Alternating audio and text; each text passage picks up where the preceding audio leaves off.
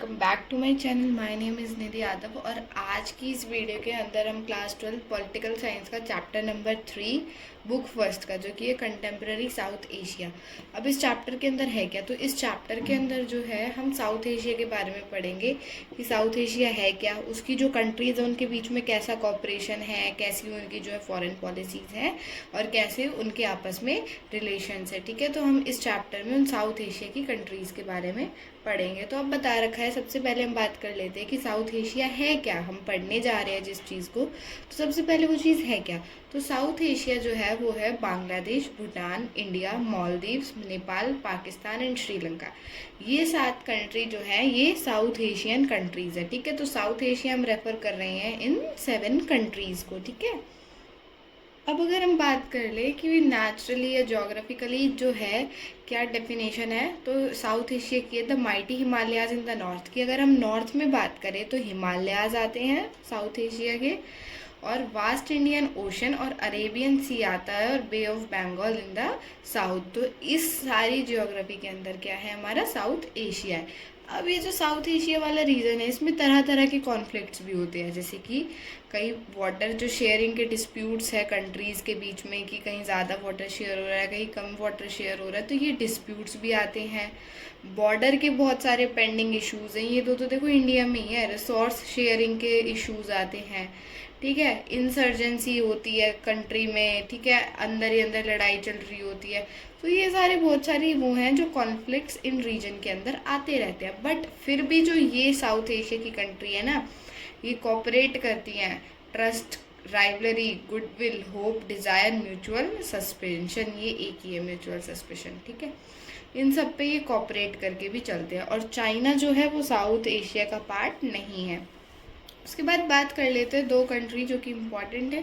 तो श्रीलंका और इंडिया है, इन्होंने इंडिपेंडेंस के बाद ही एक डेमोक्रेटिक सिस्टम को अडॉप्ट किया है। वहीं अगर हम पाकिस्तान और बांग्लादेश की बात करें तो वहाँ पे, क्योंकि देखो बांग्लादेश पाकिस्तान से ही बना था, तो वहाँ पे कभी सिविलियन रूल आता है तो कभी मिलिट्री रूलर्स आ जाते हैं। तो वहाँ का सिस्टम जो है वो स्टेबल नहीं है इंडिपेंडेंस के बाद से ही।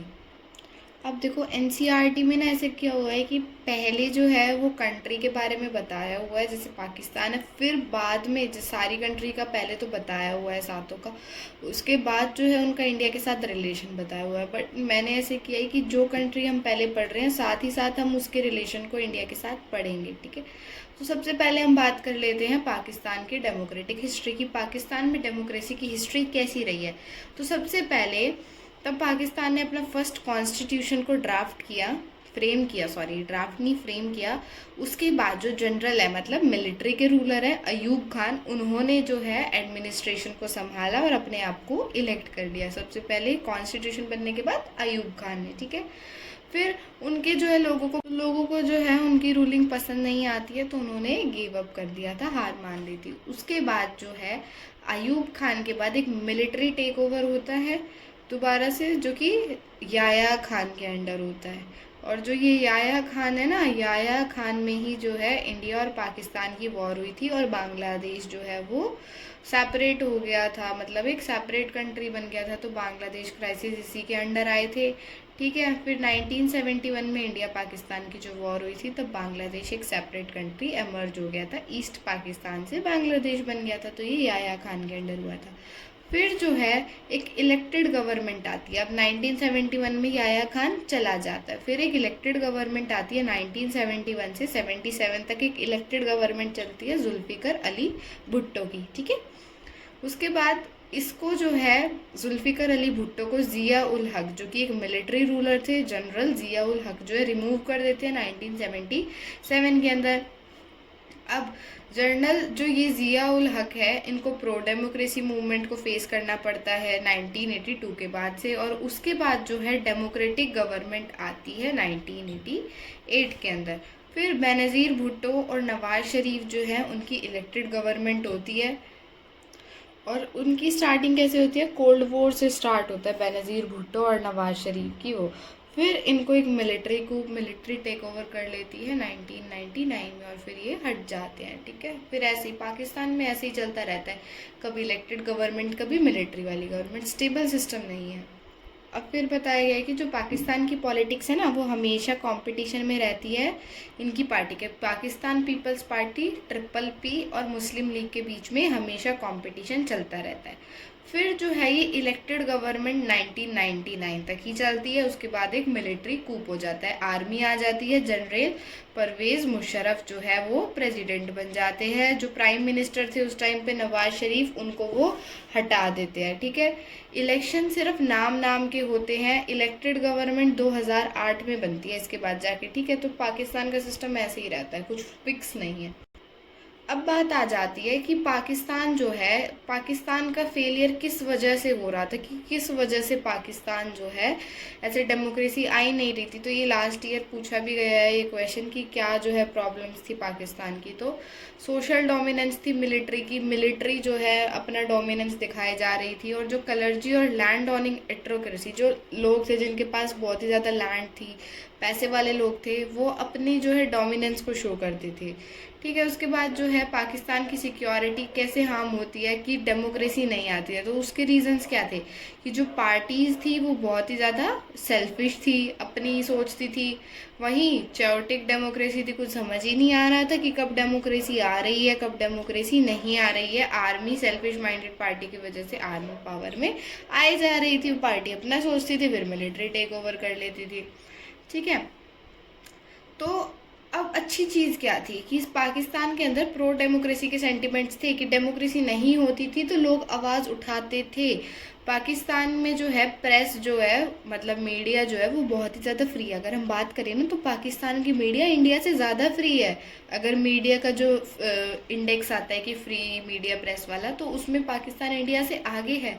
और ह्यूमन राइट मूवमेंट्स बहुत ही ज़्यादा स्ट्रॉन्ग है पाकिस्तान के। अब बात आती है कि ऐसी क्या चीज़ें थी जिसकी वजह से जो मिलिट्री रूल है वो इतना ज़्यादा डोमिनेंस में चल रहा था। तो जो है इंटरनेशनल सपोर्ट नहीं थी वहाँ पे, डेमोक्रेटिक रूल को इंटरनेशनल सपोर्ट मिलती ही नहीं थी। क्यों नहीं मिलती थी? क्योंकि यूनाइटेड स्टेट हो गया या अदर वेस्टर्न कंट्रीज थी ना, वो सोचती थी कि अगर जो है यहाँ पे डेमोक्रेसी आ गई तो भाई इनके पास तो वेपन भी है, तो और देशों को खतरा हो सकता है। तो मिलिट्री का वो मानते थे कि अगर जब तक मिलिट्री रूल करेगी तो सारी कंट्रीज़ जो है वो ज़्यादा सेफ रहेंगी। उसके बाद थ्रेट रहता था वेस्टर्न कंट्रीज़ को, फियर ऑफ थ्रेट रहता था ग्लोबल इस्लामिक टेररिज्म से। ठीक है, कि जो पाकिस्तान के न्यूक्लियर एसर्नल्स है वो गलत हाथों में ना पड़ जाए, टेररिस्ट ग्रुप के हाथों में ना पड़ जाए, इसलिए वो सोचते थे कि मिलिट्री ही अगर वहाँ पे जो है रूल कर रही है तो ज़्यादा अच्छा है। अब बात कर लेते हैं कि इंडिया और पाकिस्तान के बीच में क्या क्या कॉन्फ्लिक्ट चलते रहते हैं। तो अगर हम इंडिपेंडेंस की बात करें तो तभी इंडिपेंडेंस के बाद ही जस्ट लड़ाई हो गई थी, एक छोटी सी लड़ाई थी कश्मीर के ऊपर, 1947 से 48 में वॉर हुई थी, जो कि अब तक सॉल्व नहीं हुई है कि कश्मीर कहाँ जाएगा, कश्मीर कौन से रीजन में जाएगा। इसका रिजल्ट ये निकला था कि जो POK है वो डिवाइड हो गया था, जो पाकिस्तान वो है ना, पाकिस्तान ऑक्यूपाइड कश्मीर, वो बन गया था। और जिसको डिवाइड किसने कर रखा है? लाइन ऑफ कंट्रोल ने।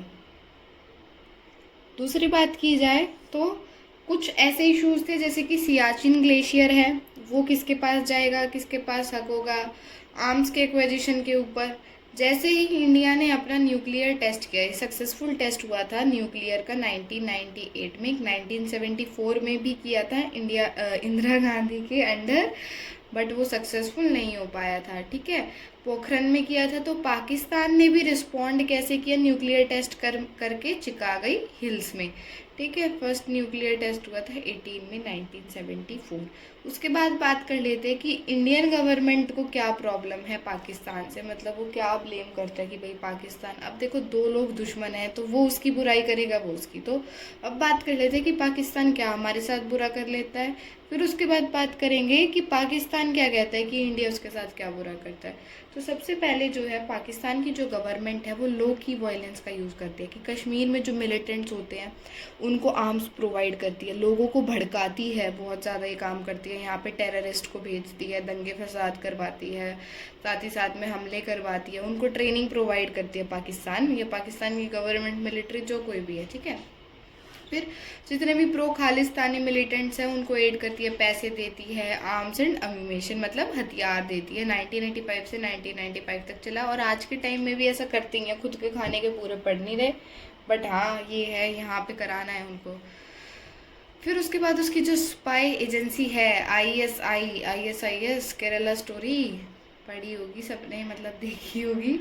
तो वो जो है एंटी इंडिया कैंपेन चलाती है, नॉर्थ ईस्ट के जो लोग हैं उनको भड़काने का, वहाँ पे जो है एंटी इंडिया कैंपेन चलने का, जो कि सीक्रेटली कहाँ से रन करते हैं, बांग्लादेश और नेपाल से।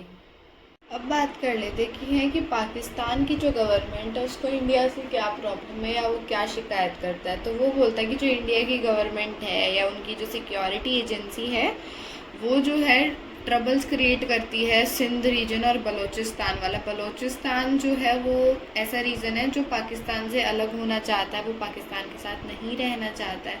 तो उन्हें लगता है कि देखो, दुश्मन का दुश्मन दोस्त होता है ना, ठीक है।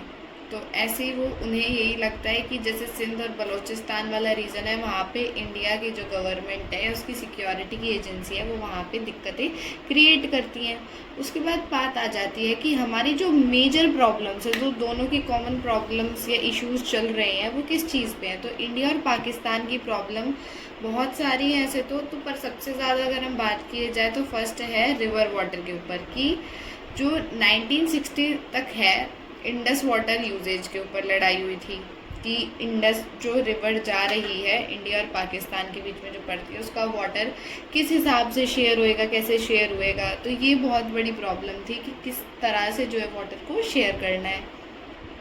तो इसके लिए 1960 में पाकिस्तान ने द इंडस वाटर ट्रीटी को साइन किया था, जिसमें 60-40 का रेशियो में जो है इंडस वाटर ट्रीटी हुई थी। जवाहरलाल नेहरू के अंडर हुई थी और हेल्प किसकी ली थी, वर्ल्ड बैंक की ली थी। बट इससे भी सेटिस्फाइड नहीं हैं लोग, ना इंडिया के हैं ना पाकिस्तान के हैं। तो इस पर अब तक भी है जो चलते रहते हैं, छोटे मोटे इशूज उठाते रहते हैं लोग। उसके बाद जो है अगला इशू था कि जो सर क्रीक रन ऑफ कुछ में जो लाइन है, वो लाइन जो है किस हिसाब से इस्टेब्लिश होनी चाहिए, कि कहीं पे ज़्यादा उसके रिसोर्सेज कैसे यूज़ होने चाहिए। तो ये बहुत सारे इश्यूज़ रहते ही हैं। फिर कश्मीर का इशू एक सबसे बड़ा इशू है। अब हम बात कर लेते हैं बांग्लादेश की, ठीक है। तो जो बांग्लादेश है वो कोई ये नहीं था कि पहले से बांग्लादेश बन गया था। बांग्लादेश जो है वो पहले पाकिस्तान का पार्ट था। सबसे पहले तो इंडिया की थी, बट आफ्टर इंडिपेंडेंस जो है ये क्राइटेरिया था कि जहाँ पे मुस्लिम्स का जो मेजॉरिटी रीजन है उसको पाकिस्तान बना दिया जाएगा, मतलब सेपरेट कर दिया जाएगा। तो एक तो ये जो है ईस्ट रीजन में जहाँ पे पाकिस्तान है, और एक वेस्ट में, वहाँ पे मतलब कि ईस्ट में जो बांग्लादेश था वहाँ पे डोमिनेंस थी मुस्लिम्स की, और एक वेस्ट में जो कि अब पाकिस्तान है। तो ऐसे था, तो बीच में से उन्होंने बोला था रास्ता देने के लिए, बट ऐसा नहीं हो पाया था। तो दो प्रोविंस जो है वो डिवाइड हुए थे, East Pakistan and West Pakistan. तो 1971 तक जो बांग्लादेश है वो ईस्ट पाकिस्तान के नाम से जाना जाता था। इसमें जो बंगाल से सेपरेट हुए थे, अब ये देखो जो बंगाल है हमारा, वेस्ट बंगाल, उसको वेस्ट क्यों कहा जाता है, बल्कि वो तो ईस्ट में पड़ता। तो जो बंगाल है ना वो सेपरेट हो गया था, आधा बन गया था ईस्ट वाला, ईस्ट पाकिस्तान, तो ये बच गया वेस्ट का बंगाल, इसको हम बोलने लगे वेस्ट बंगाल, ठीक है। तो असम और वेस्ट बंगाल में से ये सेपरेट हुआ था। उसके बाद बात आती है कि इसमें क्या दिक्कतें आ रही थी। तब तक ये इंडिपेंडेंस इसको नहीं मिली थी, मतलब ये बांग्लादेश नहीं मिला था। तो ईस्ट पाकिस्तान के अंदर क्या प्रॉब्लम्स आ रही थी। तो सबसे बड़ी प्रॉब्लम थी कि जो वेस्ट पाकिस्तान है, जो आज का पाकिस्तान है, वो यहाँ पे बहुत ही ज़्यादा डोमिनेट करता था, अपनी मर्जी चलाता था, और ये कहता था कि यहाँ पे उर्दू बोली ही जानी चाहिए। जहाँ पे सारे लोग उर्दू नहीं बोलते थे, दो तरह के मुस्लिम थे, शिया और सुन्नी, उनके बीच में भी कॉन्फ्लिक्ट्स थे। तो ऐसे करके वो अपनी डोमिनेंस को यहाँ पे शो करते थे। उसके बाद इन्होंने क्या डिमांड किया था, ईस्ट पाकिस्तान वालों ने डिमांड किया था कि जो है इलेक्शंस होने चाहिए, फेयर इलेक्शंस होने चाहिए, कि पॉलिटिकल पावर होनी चाहिए, ये सब ये लोग डिमांड कर रहे थे। उसके बाद एंट्री होती है शेख मुजबिर रहमान। अब ये कौन था, तो शेख मुजबिर रहमान जो है उन्होंने वेस्ट पाकिस्तान के अगेंस्ट जो है एक पॉपुलर स्ट्रगल मूवमेंट को लीड किया था। उसके बाद इन्होंने ऑटोनॉमी मांगी थी कि हमारे ईस्टर्न रीजन को ऑटोनमस कर दो, अलग कर दो। उसके बाद 1970 में अवामी लीग मुजिब जो था ये, इसने मुस्लिम लीग बनाई, और वहाँ की जितनी भी सीट्स थी ना, सारी की सारी सीट्स ये जीत जाते हैं कॉन्स्टिट्यूएंट असेंबली की। पर तभी जो है वेस्ट पाकिस्तान जो है वो मना कर देता है कि कोई असेंबली कंडक्ट नहीं होगी, कोई इलेक्शन नहीं चलेंगे। और जो ये शेख मुजीबुर रहमान था, इसको अरेस्ट कर लिया जाता है। और ये सब कब हुआ था? याया खान। और फिर अभी ये बांग्लादेश अलग भी याया खान के अंडर ही हो गया। याया खान जो है वेस्ट पाकिस्तान का लीडर था। फिर इन्होंने बहुत ही ज़्यादा ट्राई किया कि इसको ऑप्रेस किया जाए। जो लोगों ने अपने फ्रीडम स्ट्रगल की बात उठाई दी है, मास मूवमेंट्स को सप्रेस करे जाने लगा, बहुत सारे लोगों को मारे जाने लगा और लार्ज स्केल माइग्रेशन हुई इंडिया में। जो हम कहते हैं ना बांग्लादेशी आके बसे यहाँ, तो ये तभी माइग्रेशन बहुत ज़्यादा हुई थी। इंडिपेंडेंस तब इनको मिली, उसके बाद भी। तो इस वजह से ह्यूज रेफ्यूजी की प्रॉब्लम हुई। इंडिया की गवर्नमेंट ने ईस्ट पाकिस्तान को सपोर्ट भी किया और हेल्प भी किया, फाइनेंशियली भी किया, साथ ही साथ में मिलिटरली भी किया। तो जो ईस्ट पाकिस्तान इंडिपेंडेंट हुआ है ना, वो इंडिया की हेल्प से ही। तो इसकी वजह से इस हेल्प का हमें ये रिजल्ट मिला कि इंडिया और पाकिस्तान के बीच में वॉर हो जाती है 1971 के अंदर, ठीक है। और फिर पाकिस्तान जो है वो हार जाता है, वो सरेंडर कर देता है और ईस्ट पाकिस्तान बांग्लादेश बन जाता है। अब बांग्लादेश ने अपना कॉन्स्टिट्यूशन बनाया, तो उस कॉन्स्टिट्यूशन के अंदर वो क्या डिक्लेयर करते हैं कि फेथ होगी, सेकुलरिज्म होगा, मतलब लोग फ्री होंगे किसी भी रिलीजन को अडॉप्ट करने के लिए, सोशलिज्म और डेमोक्रेसी। तो ये उनके कॉन्स्टिट्यूशन के कुछ मेन की पॉइंट्स थे। उसके बाद जो है 1975 के अंदर जो है मुजिब था, जो ये शेख मुजिबुर रहमान था, इसने पार्लियामेंट्री सिस्टम को प्रेसिडेंशियल सिस्टम में चेंज कर दिया। 11th क्लास में पढ़ा था ना पार्लियामेंट्री सिस्टम और प्रेसिडेंशियल सिस्टम, तो इसने जो है प्रेसिडेंशियल सिस्टम लगा दिया, सारी पार्टीज़ को एबॉलिश्ड कर दिया। पर फिर ये जो है इसकी हत्या हो जाती है अगस्त 1975 के अंदर, ये मर जाता है। अब देखो जो कोई भी अपनी ज़्यादा वो दिखाने लगता है तो लोग उसके खिलाफ भड़क ही जाते हैं, तो उसका रिजल्ट इसको मिल ही गया। इसकी जो है डेथ हो गई अगस्त 1975 में। अब आगे क्या होता है, बांग्लादेश में एक नया मिलिट्री रूलर आ जाता है। देखो डेमोक्रेटिक नहीं, मिलिट्री रूलर आ जाता है, जो था जिया उर रहमान। तो जिया उर रहमान क्या करता है, अपनी एक अलग पार्टी बनाता है, बांग्लादेश नेशनल पार्टी BNP। 1979 के अंदर इसकी ये पार्टी इलेक्शन जीत जाती है। इसको भी एसेसिनेट किया जाता है, मतलब मार दिया जाता है। फिर एक नया मिलिट्री टेक ओवर होता है, लेफ्टिनेंट जनरल HM इरशद, ठीक है। फिर लोगों ने डेमोक्रेसी की डिमांड उठाई कि कब तक ये मिलिट्री आती रहेगी, हमें तो डेमोक्रेसी चाहिए। तो अब जो ये इरशद थे, इनको फोर्स किया जाता है पॉलिटिकल एक्टिविटी को जो है ये यहाँ पे अलाउ करे, तो एक लिमिटेड स्केल पे अलाउ की जाती है।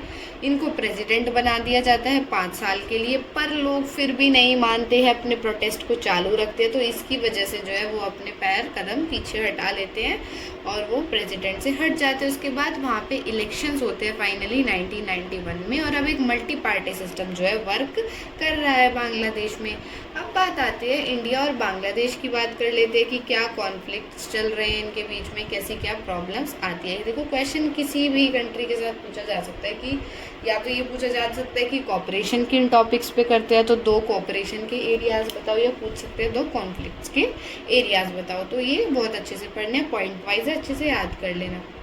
तो कॉन्फ्लिक्ट्स में सबसे पहले गंगा और ब्रह्मपुत्र का वाटर के ऊपर, शेयरिंग के ऊपर, कितना पार्ट किसको शेयर होना चाहिए, तो ये हमेशा कॉन्फ्लिक्ट का रहता है। उसके बाद जो है इंडियन गवर्नमेंट जो है उसको अच्छा नहीं लगता बिल्कुल भी कि बांग्लादेश मना कर देता है जितनी भी इलीगल इमिग्रेशन होती है, कि नहीं हमारे यहाँ से तो ये हुई नहीं है, ऐसे मना कर देता है। जो एंटी इंडियन इस्लामिक ग्रुप्स चल रहे होते हैं ना, जो पाकिस्तान वाले भेजते हैं, उसको भी बांग्लादेश सपोर्ट करता है। एहसान फरामोश है, इसको कोई एहसान नहीं है कि हाँ इनको आज़ाद किसने करवाया था। उसके बाद बात आ जाती है कि इंडियन ट्रूप्स को अपने एरिया में से वो जाने नहीं देते। नॉर्थ इंडिया में जाने के लिए बांग्लादेश से ज़्यादा आसानी से जाया जा सकता है, तो वहाँ पे वो अलाउ ही नहीं करते कि इंडिया की ट्रूप्स उधर से पास हों, ठीक है। अब बात आ जाती है कि नेचुरल गैस को भी एक्सपोर्ट नहीं करने देते, पर वहीं म्यांमार को अलाउ कर रखा है कि बांग्लादेशी टेरिटरी से जो है नेचुरल गैस को एक्सपोर्ट कर सकते हैं। अब नेक्स्ट है कि बांग्लादेश के व्यू से अगर हम देखें तो वो क्या इंडिया पे ब्लेम करता है, उसको क्या प्रॉब्लम है इंडिया से। तो वो कहता है कि जो इंडियन गवर्नमेंट है वो जो है रिवर वाटर के ऊपर अपनी बहुत ज़्यादा डोमिनेंस चलाती है, हमें पानी नहीं देती, तो ऐसी शिकायत वो करता रहता है। उसके बाद वो बोलता है कि जो इंडियन गवर्नमेंट है वो ट्रेड में भी अनफेयर है। और साथ ही साथ में कहते हैं कि वो इनकरेज कर रही है ऐसे कि जो गवर्नमेंट के खिलाफ लोगों को भड़का रही है कि जो है चिटगोंग हिल्स ट्रैक्ट्स हैं उनमें से नेचुरल गैस को एक्सट्रैक्ट कर रही है। तो वो ऐसे हम पे इल्ज़ाम भी लगाते रहते हैं। उसके बाद बात आ जाती है कि जो बाउंड्री डिस्प्यूट्स है वो रिजॉल्व नहीं कर पा रही, तो वो ऐसे ब्लेम करते हैं कि देखो क्या तुमने तो बाउंड्री के इश्यूज़ को भी रिजॉल्व नहीं किया। अब ये छोटे मोटे लड़ाई झगड़े के टॉपिक होने के बावजूद भी है बहुत गवर्नमेंट कॉपरेट भी करती हैं आपस में। कैसे कॉपरेट करती है कि इन दोनों के इकोनॉमिक इश्यूज जो हैं पिछले 10 सालों में बहुत ही ज़्यादा इम्प्रूव हुए हैं। इंडिया जो है बांग्लादेश की लुक ईस्ट पॉलिसी है, मतलब सॉरी बांग्लादेश जो है वो इंडिया की लुक ईस्ट पॉलिसी का पार्ट है। और जितने भी साउथ ईस्ट एशिया के जो कंट्रीज़ हैं उनके साथ भी अच्छे लिंक्स ये इस्टेब्लिश करना चाहते हैं, कोऑपरेट करते हैं disaster management and environmental issues के ऊपर। इसके ऊपर तो बहुत सारी न्यूज़ आती भी रहती हैं, ठीक है। तो ये 3 पॉइंट्स हैं जहाँ पे इंडिया और बांग्लादेश जो है कोऑपरेट करते हैं। फिर अब बात कर लेते हैं नेपाल की। देखो नेपाल में बांग्लादेश में इनमें कंफ्यूज मत होना, अगर ऐसे है तो मैप लेके बैठ जाया करो ताकि माइंड में एक इमेज बनी रहे कि अच्छा हम अब नेपाल के बारे में पढ़ रहे हैं, कैसे कहाँ हमारे साथ बॉर्डर शेयर करता है, तो अच्छे से याद हो जाता है। तो अब नेपाल के सिस्टम के बारे में बात कर लेते हैं कि नेपाल में कैसे डेमोक्रेसी इस्टेब्लिश हुई, कैसा सिस्टम था और नेपाल के रिलेशन इंडिया के साथ कैसे हैं, ठीक है। तो नेपाल जो था वो एक कॉन्स्टिट्यूशनल मोनार्की था 2006 तक। कॉन्स्टिट्यूशनल मोनार्की क्या होती है, जहाँ पे किंग का रूल भी होता है और कॉन्स्टिट्यूशन भी होता है, ठीक है। तो नेपाल जो है एक हिंदू किंगडम था, मतलब पूरी हिंदू थी उसमें कंट्री के अंदर। जो किंग था गवर्नमेंट के ऊपर उसका ही कंट्रोल था और उसने ना मतलब डेमोक्रेसी की जो एक्सपेंशन थी उसको कहीं ना कहीं रिस्ट्रिक्ट कर रखा था, रोक लगा रखी थी कि डेमोक्रेसी जो है ज़्यादा एक्सपेंड नहीं हो सकती। फिर जो है किंग ने नए डेमोक्रेटिक कॉन्स्टिट्यूशन की डिमांड को 1990 में एक्सेप्ट कर लिया था कि चलो ठीक है नया कॉन्स्टिट्यूशन बना देते हैं। क्यों ऐसा हुआ था, क्योंकि बहुत ही ज़्यादा प्रो डेमोक्रेसी मूवमेंट हो चुकी थी, लोग कह रहे थे कि हमें डेमोक्रेसी चाहिए डेमोक्रेसी चाहिए। तो किंग ने सोचा चलो कॉन्स्टिट्यूशन को ही अमेंड करने की परमिशन दे देते हैं। उसके बाद 90s के टाइम पे जो है मेओइस्ट ऐसे ग्रुप्स होते हैं जो कि हमला वमला करके जो है अपनी बात को मनवाना चाहते हैं। वो ग्रुप्स जो थे वो सक्सेसफुल हो गए थे अपने इन्फ्लुएंस को बनाने में बहुत सारे नेपाल के पार्ट्स में, ठीक है। वो मतलब बोलते थे कि ऐसा है भाई हमें सपोर्ट करो, हम तुम्हें डेमोक्रेसी दिलाएंगे। तो मेओइस्ट ग्रुप्स अपना जो ये एजेंडा था इसको पूरा करने में सक्सेसफुल हो रहे थे। वो चाहते थे कि वॉयलेंट अपराइजिंग हो अथॉरिटी के अगेंस्ट, ठीक है। और उस तरीके से जो है मोनार्क रूलिंग एलाइट जो थी उसको हटाया जाए आर्म्ड अपराइजिंग से, ठीक है। कुछ टाइम के लिए एक ट्रायंगुलर कॉन्फ्लिक्ट बन चुका था नेपाल के अंदर कि मोनार्किस्ट फोर्सेस मतलब कि किंग की जो फोर्सेस थी वो एक साइड मेओइस्ट और एक साइड से डेमोक्रेट्स जो थे। तो ऐसे इन सब के बीच में इनकी लड़ाई हो गई, इनकी हो गई, इनकी हो गई, तो ऐसे एक ट्रायंगल फॉर्म हो चुका था। फिर राजा ने ये सब देखा तो 2002 में किंग ने पार्लियामेंट को ही एबॉलिश कर दिया कि चलो तुम मेरे काम को डिस्टर्ब कर रहे हो, हटो तुम यहाँ से। उसके बाद 2006 में बहुत ही ज़्यादा प्रो डेमोक्रेसी की प्रोटेस्ट होने लगी और फिर उन्हें विक्ट्री मिल जाती है। जो पार्लियामेंट जो है डिसॉल्व हो गया था उसको रिस्टोर कर लिया जाता है और जो क्या कहते हैं नॉन वायलेंट फोर्सेस थी वो एक 7 पार्टी अलायंस बनाती हैं जिसमें मेओइस्ट और सोशल एक्टिविस्ट इंक्लूड थे, ठीक है। अब जो मेओइस्ट थे वो तो चाहते थे कि जो आर्म्ड स्ट्रगल है उसको तो मतलब कि बंद कर दे, कि जो ये चल रहा है स्ट्रगल इसको तो बंद कर देते हैं। पर वो चाहते थे कि कॉन्स्टिट्यूशन के अंदर जो है रेडिकल प्रोग्राम्स है सोशल और इकोनॉमिक रीस्ट्रक्चरिंग की, जो सोशल और इकोनॉमिक रीस्ट्रक्चरिंग होगी वो रेडिकल प्रोग्राम्स पे होगी। अब रेडिकल प्रोग्राम्स होते हैं बहुत ही ज़्यादा जल्दी और उसमें भी कहीं ना कहीं आप फोर्स का यूज़ करो। बट जो 7 पार्टी अलायंस थी जिसके अंदर ऐसे लोग नहीं थे, वो सिर्फ डेमोक्रेट्स थे, शांति नॉन वायलेंट मूवमेंट चाहते थे, तो 7 पार्टी अलायंस वाले लोगों ने इसको अपोज किया, इसके साथ उन्होंने एग्री नहीं किया। अब बात कर लेते हैं इंडिया और नेपाल के रिलेशंस कैसे थे, ठीक है। तो इन दोनों कंट्रीज के बीच में ट्रीटी हो रखी है। उस ट्रीटी के थ्रू जो है लोग बिना वीज़ा और पासपोर्ट के एक दूसरे कंट्री में ट्रैवल कर सकते हैं। आप लोगों को पता भी हो शायद ये। अब यहाँ पे डिस्प्यूट्स क्या होते हैं, तो ट्रेड रिलेटेड डिस्प्यूट्स होते हैं, ठीक है।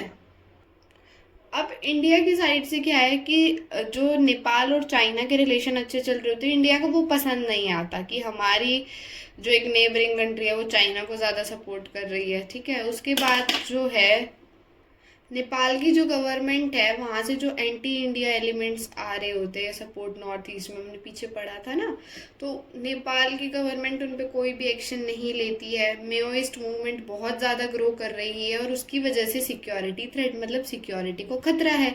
अब इस मेओइस्ट मूवमेंट ने जो है नक्सलाइट ग्रुप्स को भी जो है बहुत ही ज़्यादा बढ़ावा दिया है। बहुत सारे इंडियन स्टेट में, बिहार में, आंध्र प्रदेश, बिहार से लेके आंध्र प्रदेश तक इन नक्सलाइट्स मूवमेंट को बहुत ही ज़्यादा सपोर्ट किया है मेओइस्ट ने। नक्सलाइट मूवमेंट, नक्सलाइट्स क्या होते हैं तो पता ही होगा, जिसको नहीं पता कमेंट कर दो, ठीक है।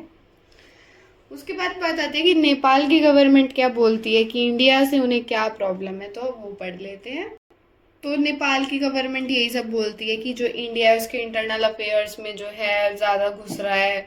साथ ही साथ में वो कहता है कि जो नेपाल है वो एक लैंड लॉक कंट्री है, मतलब उसके चारों तरफ लैंड ही लैंड है, कहीं से वाटर का सोर्स नहीं है। तो वो कहते हैं कि इंडिया की गवर्नमेंट जो है हमें किसी न किसी तरह से रोकती है कि वो जो पानी है सी के, वहाँ से इजी एक्सेस ना हो जाए इंडियन टेरिटरी से।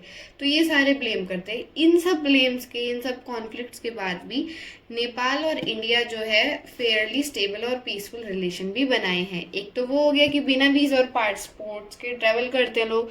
दूसरा ये हो गया कि क्या उन्हें होल्ड करता है टुगेदर, तो वो है कि ट्रेड। ट्रेड में दोनों बहुत ज़्यादा कॉपरेट करते हैं, साइंटिफिक कॉपरेशन, साथ ही साथ में कुछ कॉमन नेचुरल रिसोर्सेज पे हाइड्रो इलेक्ट्रिसिटी की जनरेशन करना, साथ ही साथ में इंटरलॉकिंग वाटर मैनेजमेंट ग्रिड्स, ये जो है इनको जोड़े रखता है, ठीक है। ये था नेपाल के बारे में। अब बात कर लेते हैं लंका, मतलब श्रीलंका के बारे में। श्रीलंका का पहले नाम था सिलोन, ठीक है। तो श्रीलंका को इंडिपेंडेंस मिलती है 1948 में। अब वहाँ पे एथनिक कॉन्फ्लिक्ट हो जाता है, मतलब जो एथनिसिटी के ऊपर ही कॉन्फ्लिक्ट हो जाता है, जिसकी वजह से डिमांड कैसी आती है सक्सेशन की, मतलब सेपरेट कर दे, एक रीजन को सेपरेट कर दिया जाए। अब ये सब क्या था, तो ये अब हम पढ़ते हैं। तो श्रीलंका जो कंट्री थी, अब देखो जो श्रीलंका था ना, वो डोमिनेट करता था मेजॉरिटी सिन्हालाज से। जो सिन्हालाज लोग होते थे ना, वो उनसे जो है डोमिनेंस उन्हीं लोगों की थी, सिन्हालाज की वहाँ पे। तो वो लोग बहुत ही ज़्यादा होस्टाइल थे। होस्टाइल मतलब दुश्मन बने रहते थे, पसंद नहीं करते थे लार्ज नंबर ऑफ तमिल्स। कौन से तमिल, जो कि श्रीलंका माइग्रेट कर चुके थे, ठीक है। ये माइग्रेशन इंडिपेंडेंस के बाद भी चलती रही। जो सिन्हाला के नेशनलिस्ट थे ना, वो सोचते थे कि जो श्रीलंका की गवर्नमेंट है वो कोई भी कंसेशन ना दे इन तमिल्स को, जो कि माइग्रेट करके आए हैं। तो अब जो ये तमिल्स का वहाँ पे नेग्लेक्ट चल रहा था ना, उसकी वजह से बना मिलिटेंट तमिल नेशनलिज्म, मतलब तमिल वालों ने अपना एक नेशनलिज्म स्टार्ट किया। उन्होंने फॉर्म किया LTTE, liberation tigers of Tamil Eelam को जो है उन्होंने फॉर्म किया। 1983 से ही वो फाइट कर रहा है तमिल एलाम, मतलब एक सेपरेटेड कंट्री के लिए, जहाँ पे वो माइग्रेटेड तमिल के जो लोग हैं वो रह सके, ठीक है। अब जो है ये north eastern parts of Sri Lanka को, जो श्रीलंका है ना उसके नॉर्थ ईस्टर्न पार्ट को ये तमिल्स कंट्रोल करते, तो वो कहते हैं हमें यहाँ पे एक अलग से कंट्री बना के दे दो। अब इसकी वजह से इंडियन गवर्नमेंट पे पड़ जाता है बहुत ही ज़्यादा प्रेशर कि उन तमिल्स को प्रोटेक्ट किया जाए, क्योंकि सिन्हालाज बिल्कुल भी नहीं चाहते थे कि ये तमिल यहाँ पे रहे। तो जो इंडियन गवर्नमेंट है उसने टाइम टू टाइम नेगोशिएट करने की कोशिश की है कि चलो भाई किसी तरह से कुछ हल निकल आए इनकी लड़ाई का, ठीक है। फिर 1987 में जो है इंडियन गवर्नमेंट जो है फर्स्ट टाइम डायरेक्टली, एक तो होता है बातचीत करो, फिर डायरेक्टली इन्वॉल्व हुई थी श्रीलंका में, ठीक है। इंडिया ने एक अकॉर्ड साइन किया था श्रीलंका के साथ और अपनी ट्रूप्स को भी भेजा था ताकि वहाँ के रिलेशन को स्टेबलाइज कर सके। पर अब जो इंडियन आर्मी जो भेजी गई थी ना, उसकी फाइट ही हो जाती है LTTE के साथ। अब उन लोगों को ये पसंद नहीं आता, श्रीलंकन्स को भी अच्छा नहीं लगता इंडिया की प्रेजेंस बीच में होना। तो 1989 में इंडियन पीस कीपिंग फोर्स जो थी, भेजी थी जो आर्मी, उसको वापस बुला लिया जाता है श्रीलंका से। 1987 में अकॉर्ड साइन करके भेजा जाता है, 1989 में वापस बुला लिया जाता है। अब देखो इतने सारे कॉन्फ्लिक्ट होने के बाद भी श्रीलंका में क्या था, एक कंसिडरेबल इकोनॉमिक ग्रोथ हो रही थी, कि अंदर कॉन्फ्लिक्ट्स चल रहे थे, ठीक है, फिर भी श्रीलंका की जो इकोनॉमिक ग्रोथ थी वो बहुत ही अच्छी थी। और उस टाइम पे high level of human development index जो है उसने शो किया था। ऐसी पहली डेवलपिंग कंट्री थी जिसने कि ग्रोथ ऑफ पॉपुलेशन के रेट को कंट्रोल किया था, इकोनॉमी को लिबरलाइज किया था, पूरी तरह से इकोनॉमी को लिबरलाइज कर दिया था, हाईएस्ट जीडीपी रही थी बहुत सारे साल तक, जो है श्रीलंका की जीडीपी हाईएस्ट रही थी। बल्कि वहाँ पे तो सिविल वॉर चल रही थी। सिविल वॉर कौन सी वॉर होती है? जो कंट्री के अंदर ही चल रही रहती है, खुद के लोगों के बीच में। फिर पॉलिटिकल डेमोक्रेटिक सिस्टम भी आफ्टर इंडिपेंडेंस, हमने चैप्टर की स्टार्टिंग में पढ़ा था ना कि इंडिया और श्रीलंका ने तभी से एक डेमोक्रेटिक सिस्टम अपनाया। तो ये सारे कुछ जो है पॉइंट्स हैं, ये पेपर में आते भी हैं, और जो है हाफ ईयरली वगैरह प्री बोर्ड्स में भी ये वाला क्वेश्चन ज़रूर आ सकता है। ठीक है, तो इसको अच्छे से याद करना। उसके बाद बात आ जाती है कि इंडिया के रिलेशन कैसे थे श्रीलंका के साथ। तो एथनिक कॉन्फ्लिक्ट्स तो चल ही रहे थे श्रीलंका में तमिल्स और सिन्हालास के बीच में। अब 1987 के बाद जो मिलिट्री इंटरवेंशन हुआ था, जो इंडिया की गवर्नमेंट नहीं, इंडियन आर्मी जो वहाँ पे गई थी, उन्होंने फिर अपना जो इंगेजमेंट वहाँ पे था उसको हटाने का, क्योंकि श्रीलंका में इंटरनल ट्रबल्स चल रहे थे और वो लोगों को बिल्कुल भी पसंद नहीं आता है। वहाँ के ट्रुप्स वापस आ जाती हैं। इंडिया ने एक FTA, free trade agreement sign किया ताकि रिलेशंस को अच्छा किया जा सके। उसी के साथ में इंडिया की जो हेल्प, जैसे वहाँ पे जो सुनामी आई उसके बाद जो वहाँ पे हेल्प की गई, उसकी वजह से ये दोनों कंट्री आपस में साथ आ गई। ठीक है, उसके बाद ये थे इंडिया के और श्रीलंका के रिलेशंस। उसके बाद बात कर लेते हैं हम भूटान की। तो भूटान अब भी एक मोनार्की, मतलब किंग का रूल है वहाँ पे, और एक क्या कहते हैं वहाँ पे भूटान में किंग ने प्लान्स इनिशिएट कर रखे हैं कि एक मल्टी पार्टी डेमोक्रेसी आएगी। अब बात कर लेते हैं कि इंडिया के साथ कैसे रिलेशन रहता है भूटान का। तो स्पेशल रिलेशन है, क्योंकि कोई भी कॉन्फ्लिक्ट नहीं है हमारा भूटान के साथ, कोई भी कॉन्फ्लिक्ट नहीं है। भूटानीज जो गवर्नमेंट है उसने बहुत सारे एफर्ट्स भी लगाए हैं कि जो भूटानीज मोनार्क और जो गुरीलाज मिलिटेंट्स जो नॉर्थ ईस्टर्न इंडिया में है उन सबको वहाँ से हटाने के लिए, तो ऐसे उन्होंने हमारी हेल्प भी की है। इंडिया और जो भूटान है वो इन्वॉल्व है बहुत हाइड्रो इलेक्ट्रिक प्रोजेक्ट्स, बड़े बड़े जो हाइड्रो इलेक्ट्रिक प्रोजेक्ट्स होते हैं उनमें। और जो भूटान है वो हिमालयन किंगडम जो है उसका बिगेस्ट डेवलपमेंट एड, वहाँ पे जो डेवलपमेंट का पैसा सबसे ज़्यादा भूटान से ही आता है। उसके बाद बात कर लेते हैं मालदीव्स की। तो मालदीव सबको पता है एक आइलैंड वाला नेशन है। सल्तनत मतलब वहाँ पे एक जो कहते हैं ना सुल्तान वगैरह रहते थे, तो वो 1968 तक ऐसा था। उसके बाद एक रिपब्लिक बन गया, मतलब आज़ाद, और वहाँ पे आती है presidential form of government, parliamentary नहीं, प्रेसिडेंशियल फॉर्म ऑफ गवर्नमेंट आती है। जून 2005 में जो पार्लियामेंट है वो वोट करता है और एक मल्टी पार्टी सिस्टम इस्टेब्लिश करने की कोशिश करता है। उसके बाद मालदीवियन डेमोक्रेटिक पार्टी जो कि है एमडीपी, वो पॉलिटिकल अफेयर्स को डोमिनेट करती है, मतलब सबसे ज़्यादा डोमिनेंस में एमडीपी है। फिर जो है अपोजिशन पार्टीज़ को लीगलाइज्ड किया गया कि हाँ अपोजिशंस भी आ सकती हैं, वो 2005 के बाद हुआ। अब इंडिया के रिलेशन मालदीव्स के साथ कैसे है? तो इंडिया और मालदीव्स के रिलेशन जो है वो वार्म और कॉर्डियल ही रहते हैं। नवंबर 1998 में कुछ जो तमिल में जो होते हैं ना लोग, हर जगह देखो ऐसे लोग होते हैं जो थोड़े दंगे फसाद करते हैं, ठीक है, तो वहाँ जो तमिल जो श्रीलंका में रह रहे थे ना, वो वाले तमिल्स जो हैं वो मालदीव्स में अटैक कर देते हैं। तो इंडिया की जो एयरफोर्स और नेवी है वो जाती है, क्विकली रिएक्ट करती है और मालदीव्स को वहाँ से ऐसे बचाती है। फिर इंडिया ने कंट्रीब्यूट किया है उसकी आइलैंड इकोनॉमिक डेवलपमेंट, जो आइलैंड है उसकी डेवलपमेंट की जाए, साथ ही साथ में वहाँ पे टूरिज़्म और फिशरीज़ की डेवलपमेंट में भी इंडिया ने बहुत ज़्यादा जो है कंट्रीब्यूट किया है। अब ये सब पढ़ के ये मत सोचना कि इंडिया की सारी कंट्री के साथ रिलेशन ख़राब है क्या, नहीं। देखो हम इंडिया में रह रहे हैं तो हम इंडिया के बारे में ही पढ़ेंगे ना, इसलिए हमने इंडिया के रिलेशंस पढ़े हैं। अब अदर कंट्रीज़ के भी आपस में बहुत सारे कॉन्फ्लिक्ट्स रहते हैं, ऐसी बात नहीं है कि नहीं रहते। इंडिया के सबसे ज़्यादा कॉन्फ्लिक्ट्स इसलिए हैं क्योंकि जो इंडिया है उसकी बाउंड्री ऑलमोस्ट इन सभी से शेयर होती है, इसलिए इंडिया के सबसे कॉन्फ्लिक्ट्स हैं। वही बात करें पाकिस्तान की, तो पाकिस्तान की अगर हम बात करें तो वो देखो इंडिया के साथ सबसे ज़्यादा बाउंड्री शेयर कर रहा है, तो उसके कॉन्फ्लिक्ट्स कैसे आएंगे, है ना। तो ये वाली बात है इसलिए। अब देखो कहीं भी लड़ाई होती है तो सुलझेड़े की तो सोची जाती है ना, तो यहाँ पे भी पीस के लिए और कॉपरेशन के लिए स्टेप्स उठाए गए हैं। ऐसे नहीं है कि नहीं बस लड़ते ही रहते हैं, एक दूसरे को ब्लेम ही करते रहते हैं, नहीं। अब जो साउथ एशिया है उसने ये रिकॉग्नाइज किया कि बहुत ही, देखो कॉपरेशन तो करना ही पड़ेगा, अगर ये एक साथ रह रहे हैं तो साथ साथ आना पड़ेगा, फ्रेंडली रिलेशन शेयर करने पड़ेंगे। तो इन्होंने अपना बनाया south Asian association for regional corporation, जिसको कहा जाता है सार्क, जो बना था 1985 के अंदर। याद रखना सार्क की फॉर्मेशन हुई थी 1985 के अंदर। तो ये एक बहुत ही ज़्यादा रीजनल इनिशिएटिव है साउथ एशियन की स्टेट से, ठीक है। साउथ एशियन की स्टेट ने ये रीजनल इनिशिएटिव लिया है ताकि ये सब कॉपरेट कर सके बहुत ही सारे मीन्स के लिए, ठीक है।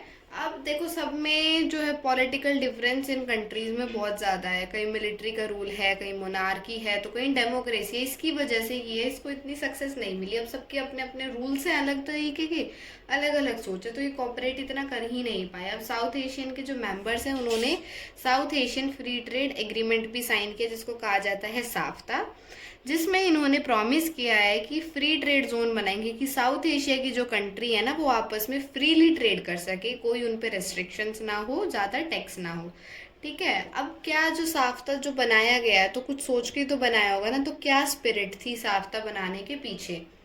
ये स्पिरिट थी कि अगर जो है साफ्ता आता है तो एक नया चैप्टर स्टार्ट हो जाएगा पीस और कॉपरेशन का, क्योंकि सारी ही जो कंट्री हैं, अगर सारी जो साउथ एशिया की कंट्री है वो अलाउ कर देंगी फ्री ट्रेड अपने बॉर्डर्स में, कि साउथ एशिया की जो जो कंट्रीज है ना वो आपस में फ्री ट्रेड कर रही हैं, तो ये साफ्ता जो है ये साइन हुआ था 2004 में और इफेक्ट में आया था 1 जनवरी 2006 में, ठीक है। अब इसका एम ये था कि 2007 तक 20% ट्रेड तारीफ जो है उसको लो करना है, पर कुछ नेबर्स जो थे उनको ये लगता था कि इससे जो है इंडिया का इन्फ्लुएंस बहुत ज़्यादा बढ़ जाएगा और वो उनके मार्केट्स में इन्वेड करना स्टार्ट कर देगा, क्योंकि इंडिया सबके साथ बॉर्डर शेयर करता है और साउथ एशिया में चाइना नहीं आता, तो इंडिया ही सबसे बड़ी कंट्री है, ठीक है। फिर बात कर लेते हैं कि इंडिया क्या सोचता है। तो इंडिया ये सोचता है कि अगर हम साफ्ता को इम्प्लीमेंट करते हैं तो इकोनॉमिक बेनिफिट्स बहुत ज़्यादा होने लगेंगे, सब ट्रेड करेंगे फ्रीली, तो ज़्यादा अच्छे से कॉपरेट कर पाएंगे, ठीक है, और पॉलिटिकल इश्यूज़ को भी अच्छे से सॉल्व कर पाएंगे। तो कुछ को लगता है कि ये वर्थ नहीं है, क्योंकि जो इंडिया है वो ऑलरेडी बायलैटरल एग्रीमेंट साइन कर चुका है भूटान के साथ, नेपाल और श्रीलंका के साथ। अब इसके अलावा बात आ जाती है कि जो इंडिया और पाकिस्तान की प्रॉब्लम्स हैं उनको सॉल्व करने के लिए और रिलेशंस को अच्छा बनाने के लिए क्या किया गया है। तो बहुत सारे बस रूट्स खोले गए हैं, जो पंजाब के दो पार्ट्स हैं, इंडिया वाला पंजाब और पाकिस्तान वाला, उनके बीच में जो है ट्रेड को बहुत ही ज़्यादा बढ़ाया गया है पिछले 5 साल में।